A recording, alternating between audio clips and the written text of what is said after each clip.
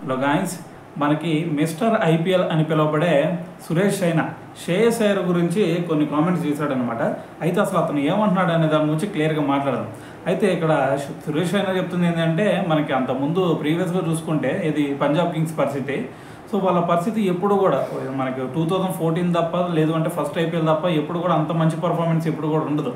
వాళ్ళు ఎంత మంచి టీంనైనా తీసుకోనండి.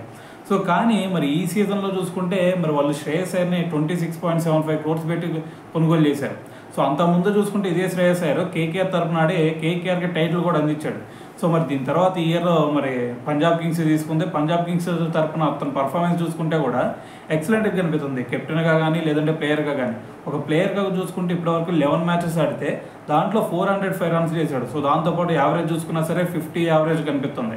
సో మరి ఒక ప్లేయర్గా ఏదైతే మరి ప్రభ్సిమ్రన్ సింగ్ అలాగే ప్రియాంశ్ ఆర్య ఏదైతే ఒక మంచి స్టార్ట్ ఎత్తున్నారో సో దాన్ని ముందుకు తీసుకెళ్తున్నాడు. సో దాంతోపాటు మరి ప్లేయర్గా ఇక్కడ సక్సెస్ అవుతున్నాడు. దాని తర్వాత వచ్చేసరికి మరి కెప్టెన్గా చూసుకుంటే అతను టీమ్ ఎన్విరాన్మెంట్ మంచిగా బిల్డ్ చేస్తూ దాని తర్వాత ప్లేయర్స్ అందరూ కూడా ఈ మ్యాచ్ ఎలాగైనా గెలవాల్సిందే అనే హోప్ ఒకటి క్రియేట్ చేస్తున్నాడు. అందుకని చెప్పేసి పంజాబ్ కింగ్స్ పరిస్థితి ఈ విధంగా ఉందని చెప్పేసి సో సురేష్ రైనా కూడా ప్రశంసించడం జరిగింది. సో దాని తర్వాత వాళ్ళ కోచ్ రిక్కీ పాంటింగ్ కూడా మరి అతను కోచింగ్ కూడా మనందరూ తెలుసు ఎంత మంచిగా చేస్తాడు. దాని తర్వాత అతని కెప్టెన్సీ కూడా మనం అందరం చూసాం ఆల్రెడీ ఆస్ట్రేలియా టీంలో.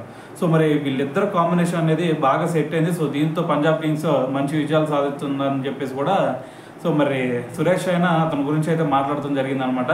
సో ఏదేమైనా సరే మరి దీని గురించి మీరేమనుకుంటున్నారు అనేది కింద కామెంట్ చేయండి.